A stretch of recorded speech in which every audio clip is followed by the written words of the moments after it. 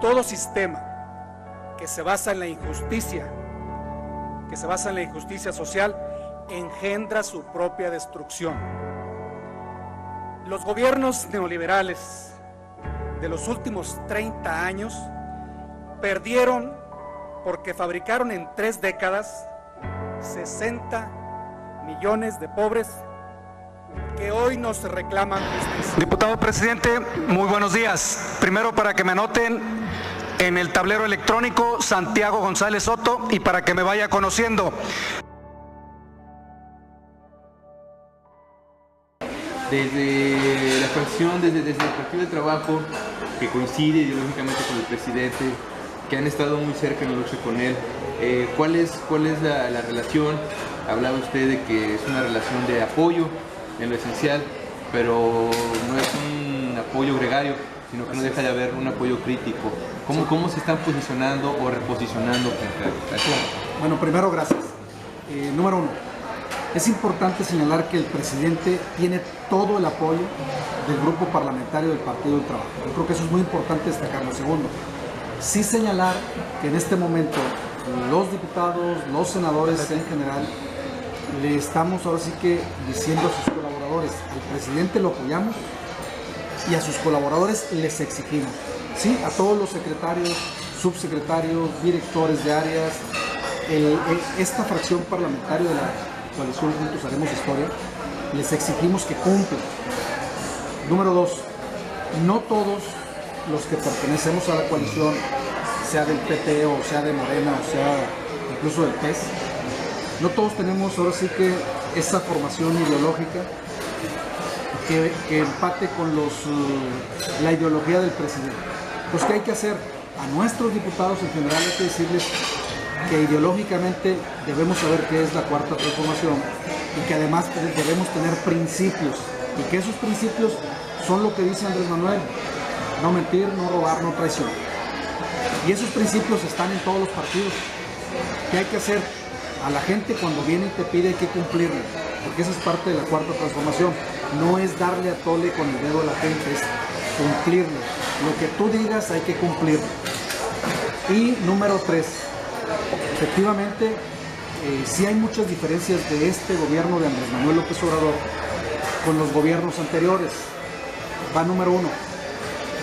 El hecho de que la Secretaría de Hacienda ejerza un verdadero control sobre el uso de los recursos es un gran cambio, porque antes había mucho despilfarro, antes había mucha simulación, antes pues había ahora sí que muchas cosas por debajo del agua. Entonces eso ya cambió. La presión que puedan sentir algunos secretarios, algunos subsecretarios, algunos directores de parte de Hacienda es porque el presidente les dijo: los dineros son para llevarle obra a la gente, no para que se lo metan al bolsillo, como en otros tiempos ocurría. Entonces, hay muchos cambios y esos son parte de los cambios que la Cámara de Diputados hemos estado aprobando. Y bueno, ¿cómo se puede acercar frente a esta oposición que en algún momento dado pueda obstaculizar o frenar la capacidad, la libertad que tenga el presidente de poder administrar el país? Claro, mira, qué bueno que comentas esto. Número 1, a ver, tú cibernauta, tú ciudadano, tú moblonés, los periodistas, los propios empresarios, la pregunta sería: ¿quieres que le vaya bien a México? O sea, ¿quieres que le vaya bien a México? Tenemos que hacer que le vaya bien al presidente para que le vaya bien a México. Entonces el llamado es a priistas, panistas, todas las religiones, todos los partidos. Nuestro objetivo es México. Tenemos que hacer que a México le vaya bien, y para que le vaya bien tenemos que apoyar al presidente. Esa es la primera parte. Segundo, el presidente no está en contra de los empresarios, hay que destacarlo. Andrés Manuel no está en contra de los empresarios. ¿De qué está en contra Andrés Manuel? De la corrupción. El hecho de que este señor Ancira, dueño de Altos Hornos de México, pues tenga hoy una orden de aprehensión y esté detenido, no es porque él es empresario, es porque cometió actos de corrupción en contra de la nación. Pues no es en contra de los empresarios, insisto. Los empresarios deben de estar tranquilos en este país, porque lo que está haciendo el presidente lo está haciendo con el fin de que todos estemos en el mismo orden. Él lo que quiere es que haya justicia, y la gente lo que pide es que haya justicia. Pues yo creo que eso hay que destacarlo, decir que efectivamente el presidente es un presidente para todos y está trabajando para que la economía crezca, que necesitamos de los empresarios, necesitamos de los inversionistas nacionales y extranjeros, y además necesitamos que los que ejercemos un puesto público realmente seamos honestos. La gente tiene que ser honesta en el ejercicio de la función pública. ¿Cómo están ustedes? ¿Se vale, digamos, un poco volver sobre sus pasos? ¿En algún momento sería posible, plausible, ¿no? Que el presidente reconsiderar esa cuestión de la austeridad? ¿Cómo lo observan ustedes? Hablamos en el sentido de la capacidad que tenga el presidente para poder no solamente administrar moralmente bien el gobierno, sino para lograr que esto justamente sea efectivo, ya que se habla, por ejemplo, en la cuestión del seguro social, se ha hablado mucho últimamente del desabasto que puede haber en cuestión de medicinas, gente de la cultura se queja de que le rezan para sus programas, pero algunos entendemos que el presidente está priorizando. ¿Hasta dónde será posible? Bueno, destacar, sí hay muchas mentiras en las redes. ¿Quién difunde las mentiras en las redes? Las redes están inundadas de mentiras por parte de aquellos que perdieron el poder, es decir, la magia del poder. ¿Qué hay que hacer? Pues lógicamente ir a fuentes fidedignas. La gente tiene que conocer que hay fuentes, hay medios de comunicación, hay páginas en internet que sí son una fuente fidedigna, pero hay muchas que son mentiras. Esa es la primera parte. Otra parte importante, señalar que en esta nueva etapa de este gobierno de Andrés Manuel López Obrador, que es la cuarta transformación, tenemos que generar mucha confianza.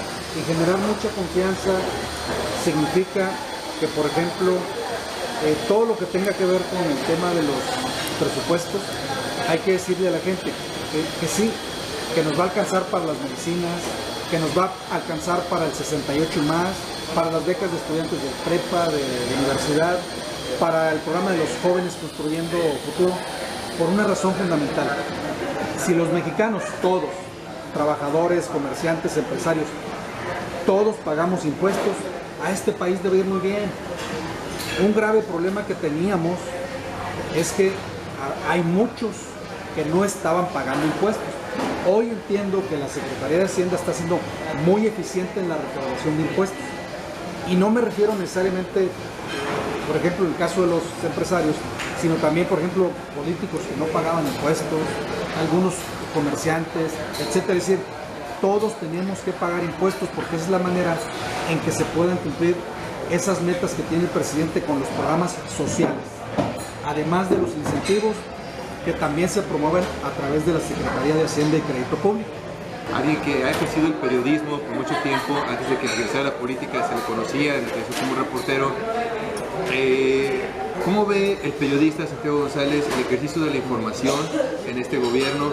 ¿Cómo ve toda esta cuestión que hablan la gente de la prensa de que la lista recientemente aparecida es un intento por intimidar? ¿Realmente el presidente tiene estos arrestos de totalitarios, de coartar la información? Muchos dicen que aprovecha las mañaneras para poner su dedo inquisidor. ¿Cómo ve Santiago González, el periodista, el comunicólogo, que ha sido muchas veces jefe de prensa, comunicación? ¿Cómo observa este aspecto de la comunicación y la relación con la prensa? Bueno, mira, la relación con la prensa sí es ríspida. Hay una razón fundamental. La mayor parte de quienes se dedican al periodismo y no son periodistas, porque yo preguntaría, ¿dónde estudió periodismo López Dóriga? ¿Dónde estudió periodismo Enrique Krause? ¿Dónde estudió periodismo Federico Arreola? Y Alemán y no sé cuántos más. Que nos digan dónde estudiaron. Mira, no estudiaron periodismo. Significa que no conocen el fundamento básico del periodismo. Las 5 Ws, el periodismo objetivo. Es decir, eso ellos lo desconocen. Ellos lo que hacen es opinión. Entonces a la gente hay que decirle que ellos hacen opinión, y cuando hacen opinión significa que esa opinión tan solo es algo muy personal de alguien que no estudió periodismo y que, como cualquier otro mexicano, pues tienen derecho a opinar. Pues, desde ahí es tendencioso todo lo que en su mayoría escribe estos personajes que acabo de mencionar. Segundo, el periodismo que es noticioso, ese periodismo yo creo que no ha tenido ningún cuestionamiento. Que aunque en algunos casos también hay periodismo en el que efectivamente tratan de enfocarse en lo negativo, lo cual también es, ahora sí que es aceptable. Aquí lo importante y trascendente es las noticias. Por ejemplo, oye, que detuvieron a un Ancira o que detuvieron a un Lozoya, bueno, esas son noticias. Pero el hecho de decir, si es que así fuese el caso, decir, por razones políticas los detuvieron. Bueno, ¿quién te asegura que son razones políticas? Si el acto delictivo ahí está. Pues, son cosas que nosotros tenemos que entender y que lamentablemente quienes hoy atacan al presidente lo atacan porque ya no son beneficiarios ni son privilegiados de este gobierno. Este gobierno ya no tiene privilegiados. Los privilegios se acabaron para esos pseudoperiodistas y también para aquellos que se servían del dinero público, del dinero de nosotros, de los impuestos de la gente. ¿Qué le puede decir a la gente de la cultura, no solamente en el Estado, sino a nivel nacional?